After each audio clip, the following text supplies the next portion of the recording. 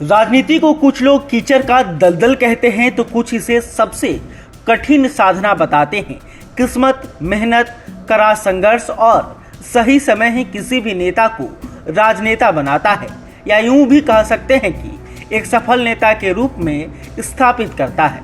नेताओं की राजनीति सफल होने में उनके प्रतिभा के साथ साथ उनके जीवन संगनी के संघर्षों का भी अहम योगदान होता है।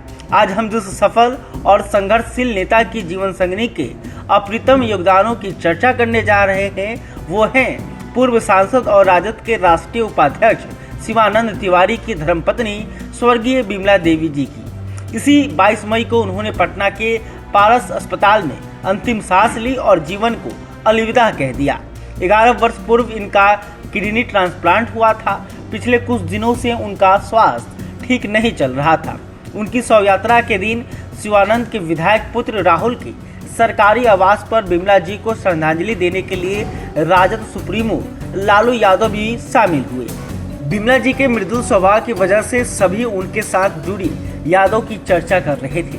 मौके पर देखा गया सबकी आंखें नम और मन भारी है। बाबा के नाम से मशहूर पति शिवानंद यूं तो लालू समेत सभी आने वालों की अगुवाई कर रहे थे, पर भीतर ही भीतर पत्नी के निधन से मरमाहत दिखे। लालू के पास बैठे बाबा ने पत्नी के संघर्षों और हर मोड़ पर साथ देने का वाक्य सुनाते हुए बताया कि साफ दिल की बिमला ने मेरे राजद छोड़ने पर नाराजगी जताते हुए मुझसे उस वक्त यह तक कह दिया था कि आपको जहां जाना है जाइए, हम तो सदा लालू जी के साथ ही रहेंगे। लालू जी भी इन बातों को सुनकर कह पड़े। बिमला भाभी का स्नेह और उनका अपनापन ही मुझे यहाँ ले आया।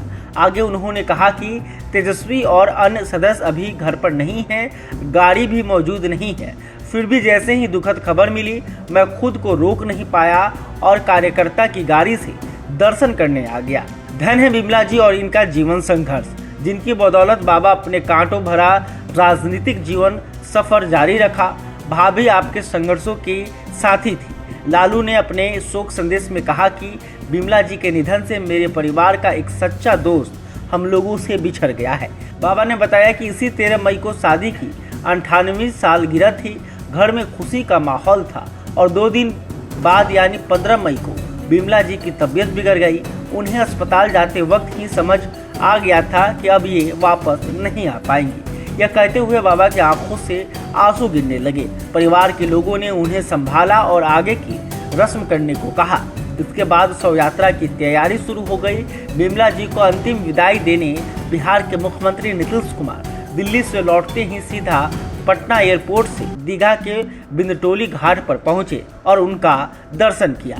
नीतीश ने बाबा का हाथ पकड़ उन्हें ढाढ़स बढ़ाया।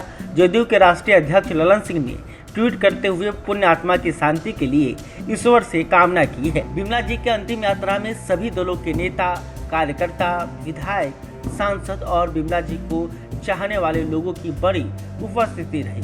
हम अपने चैनल की ओर से इस महान विभूति और जीवन भर संघर्ष करने वाली बिमला जी को श्रद्धा सुमन अर्पित करते हैं, नमन करते हैं। बहरहाल अभी तक आपने हमारे चैनल को सब्सक्राइब नहीं किया, तुरंत कर लें। इस रिपोर्ट को लेकर आप क्या सोचते हैं कमेंट करके बता सकते हैं। वीडियो फेसबुक पर देख रहे हैं तो हमारे पेज को भी लाइक करें। बहुत बहुत धन्यवाद।